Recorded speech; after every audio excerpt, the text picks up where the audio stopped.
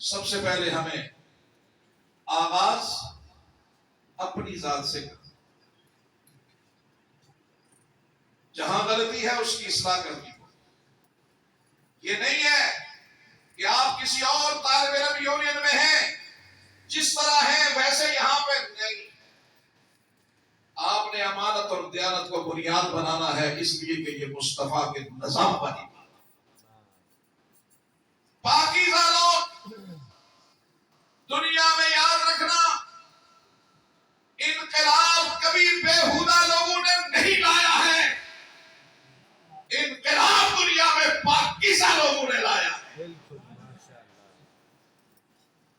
بے حیا لوگ انقلاب نہیں لائے گا۔ اب صاحب ہم برطانیہ تھے تو علماء کا ایک وفد وہاں ایک بڑا پادری تھا، اس سے ملنے گیا تو اس سے پوچھا کہ یہ جو کچھ یہاں پہ ہو رہا ہے بے حیائی ہے، آوارگی ہے، کیا عیسائی مذہب اس کی اجازت دیتا ہے؟ اس نے کہا بالکل نہیں۔ کہا تو پھر روکتے کیوں نہیں؟ کہا یہ ہماری سنتے ہی نہیں، ہماری مانتے ہی نہیں۔ آج یہی محنت ہو رہی ہے کہ اس نوجوان نسل کو علماء سے، اہل علم سے اتنا دور کر دو کہ یہ جو چاہیں کریں، مولوی کی بات نہ مانیں۔ اس نے کہا یہ ہماری بات نہیں مانتے۔ تو پھر پوچھا کہ آپ کیا سمجھتے ہیں تبدیلی کیسے آئے؟ اس پادری نے عجیب بات کہی۔ اس پادری نے کہا، اور وہ علماء بھی موجود ہیں، اس پادری نے کہا کہ مغرب میں جب بھی انقلاب آیا تو مسلمانوں تمہارے ہاتھ سے آئے۔ آج ہم اپنے گریبان میں جانتے ہیں کہ ہم انقلاب لائے، وہ غیر مسلم کہہ رہا ہے کہ جب بھی انقلاب آیا تمہارے ہاتھوں سے آئے گا۔ میں نے پوچھا کیوں؟ کیوں؟ اس نے عجیب بات کہی۔ اس نے کہا میرے پاس دنیا آتی ہے ملنے کے لیے، میں ملاقات کرتا ہوں ہر ایک سے، ہر نیشنلٹی سے تعلق رکھنے والے سے، اور میرے پاس دنیا بھر سے مسلمان علماء بھی آتے ہیں۔ تو میں یسوع مسیح کے رب کی قسم کھا کر کہتا ہوں کہ جو حیا میں نے ان کی آنکھوں میں دیکھی ہے وہ کسی اور آنکھ میں نہیں دیکھی ہے۔ اور میرا ایمان ہے کہ باحیا آنکھ کی انقلاب لایا گیا۔ میرے نوجوان عزیز، دنیا تو تیری منتظر ہے کہ تو دنیا میں باحیا بن کر بے حیائی کا خاتمہ کرے گا، اور اگر تو خود بے حیائی کے سمندر میں بہہ گیا تو پھر بتا اس امت کا مستقبل کیا؟ لہذا یاد رکھنا، امام الانبیاء حضرت محمد مصطفیٰ صلی اللہ علیہ وسلم نے اپنے نبوت کی دلیل کے طور پر سب سے پہلی چیز اپنا کردار پیش کی، اور آج اس کردار کو مٹانے کے لیے، آج اس اسلامی فکر کو مٹانے کے لیے تین طرح سے حملہ ہو رہا ہے۔ تین طرح سے، اسے بالکل بڑے غور سے سمجھنا، ذہن میں بٹھانا، دوسروں تک پہنچانا۔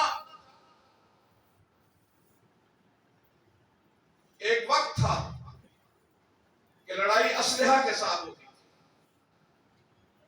پھر لڑائی اقتصادیات کے ساتھ بدلی، اب اس سے ایک قدم آگے کہ اب عالمی قوتیں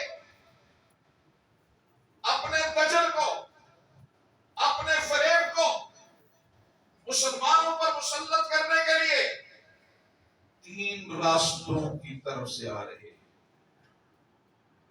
پہلا راستہ ہے سوشل میڈیا۔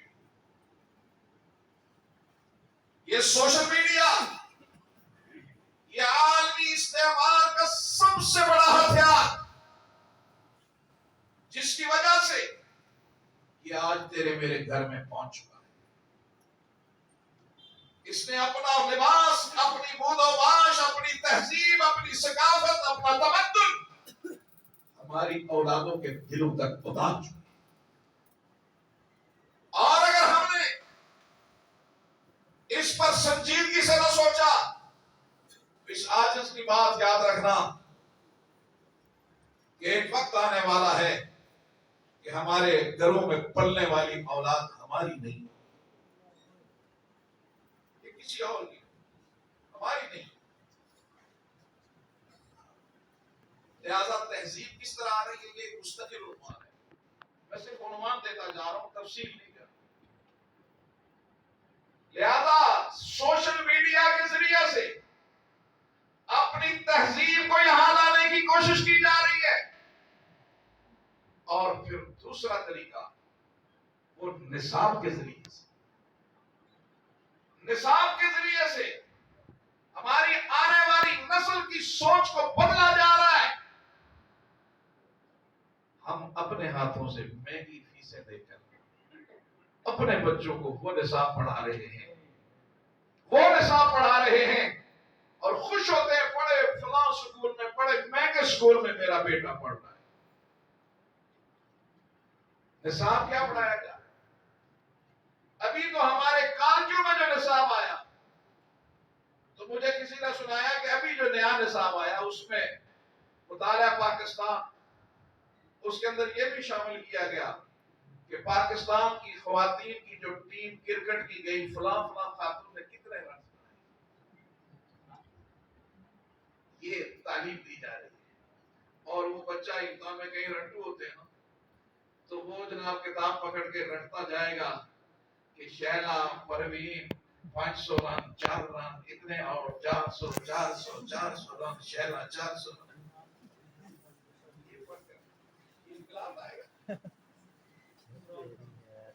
مجھے ایک دوست نے اسلام آباد کے، وہ رونا شروع ہو گیا، کہنے لگا میں ایک دن ٹیچر نہیں آیا تو میں اپنے بیٹی کا ہوم ورک کروانے لگا، تو پاکستان کے اندر پڑھایا جانے والا نصاب، اس میں سوال تھا کہ سب سے خوشی کا دن کون سا ہے؟ تو بحیثیت مسلمان ہمارا کیا جواب ہونا چاہیے؟ عید کا۔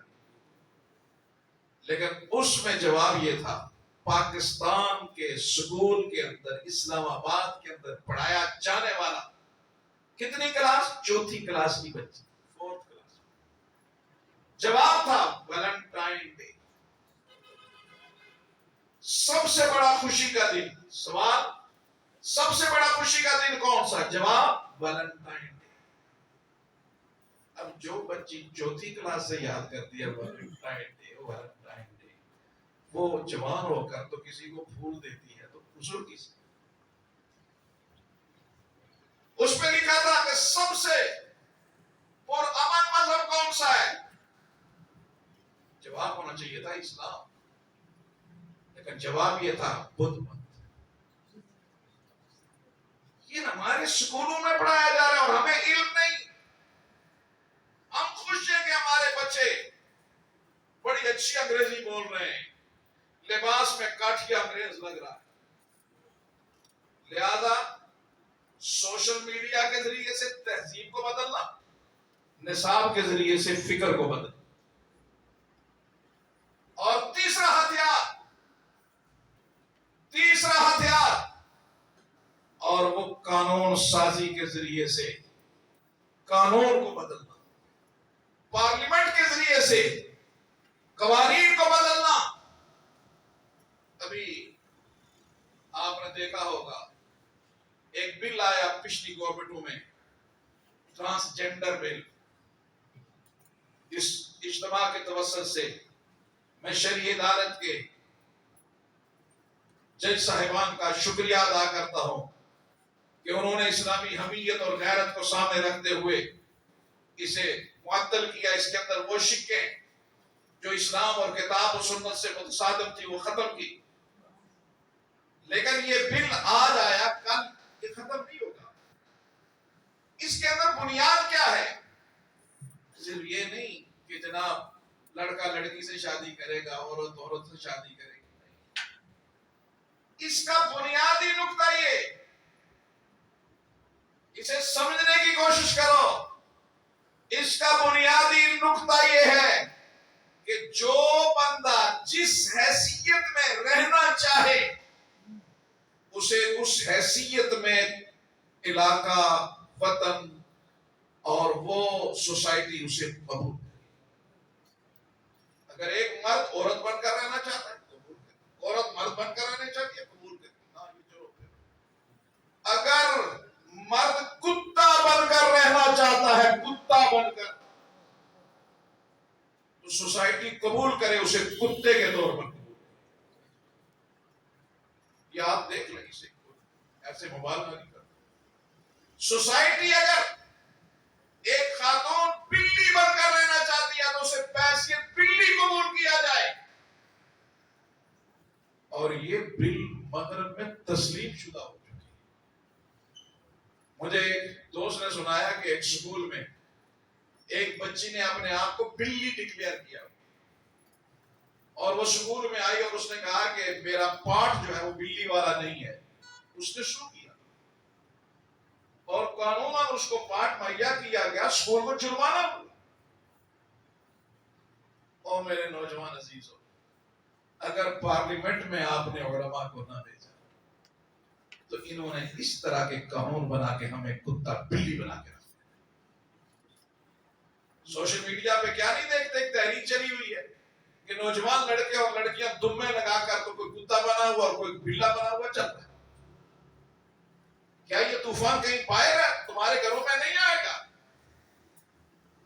لہذا یہ علماء حق کا یہ قافلہ ہم کہاں پہ کھڑے ہیں؟ امام الانبیاء حضرت محمد مصطفیٰ سب کہتے بلند آواز سے، میں بات بالکل آخر پہ لے گیا ہوں، صلی اللہ اور بلند آواز سے تشریف فرمائے. صحابہ کا یہودیوں کے ساتھ لین دین تھا. کچھ صحابہ گئے تو انہوں نے دیکھا کہ ایک جگہ پر توریت لکھی ہوئی ہے، تو وہ توریت کا وہ ورق اٹھا کر لے آئے اور نبی علیہ الصلوۃ والسلام کی خدمت میں پیش کی. توریت اللہ کی کتاب ہے، اللہ کی کتاب ہے. ورق پیش کیا توریت کا. اللہ کے محبوب نے ان کے منہ میں شکریہ نہیں. آپ کا چہرہ انور متغیر ہو گیا، آپ کا چہرہ انور متغیر ہو گیا. شدید ترین طبیعت میں انقباض پیدا ہو گیا اور انہی لمحات میں آپ کے لبوں پر قرآن کریم کی یہ آیت مچل گئی. اعوذ باللہ من الشیطان الرجیم، بسم اللہ الرحمن الرحیم.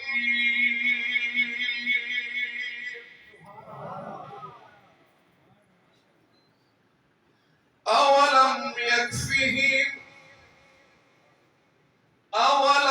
یکفہم انا انزلنا علیک الکتاب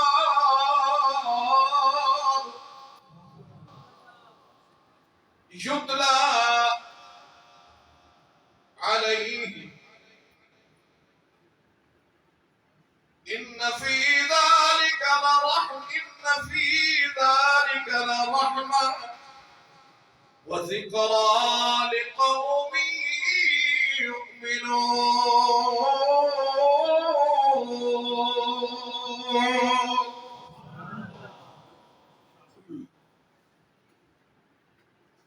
اللہ کے محبوب نے فرمایا تم تو ریت کا نسخہ لے کر آ گئے. اولم یکفیہم، او میرے ساتھیوں، او میرے اصحاب، اولم یکفیہم، کیا ان کے لیے یہ کافی نہیں ہے کہ میں ان کے لیے قرآن لے کے آ گیا ہوں؟ پتہ یہ چلا کہ جس کے پاس قرآن آ گیا، اگر وہ سوشلزم کی طرف دیکھتا ہے، اگر وہ کمیونزم کی طرف دیکھتا ہے، اگر وہ کیپٹلزم کی طرف دیکھتا ہے، اگر وہ دنیا کے کسی اور نظام کی طرف دیکھتا ہے، تو قرآن آج بھی ہمارے قلوب و اذہان پہ دستک دے کے کہتا ہے اولم یکفیہم، اولم یکفیہم، کیا ان کے لیے یہ کافی نہیں؟ انا انزلنا علیک الکتاب، کہ ہم نے آپ پر کتاب اتار دی، اور وہ کتاب کیا کتاب ہے؟ ان فی ذالک لرحمہ، وہ رحمتوں کا سمندر ہے. میں نے تو تمہیں رب فرماتا ہے رحمتوں والا نظام دیا، میں نے رحمتوں والا نبی دیا، میں نے رحمتوں والا دین دیا، میں نے رحمتوں والی زندگی تمہیں عطا کی. تم اس باوقار زندگی کو چھوڑ کر کہیں اور عزت تلاش کر رہے ہو. تمہیں یہ عزت ملے گی تو کیسے ملے گی؟ مَا لَكُمْ لَا تَرْجُونَ لِلَّهِ وَقَارًا، عزتیں اللہ کے پاس ہیں. لہذا میرے قابل احترام بھائی، آئیے یہ عزم کریں کہ سارے نظاموں کو مٹا کر کنارے کر کے اللہ اور اس کے مصطفیٰ کے نظام کے لیے زندگی کو وقف کر دیں. تیار اس کے لیے انشاءاللہ؟ اللہ آپ کو سلامت رکھے.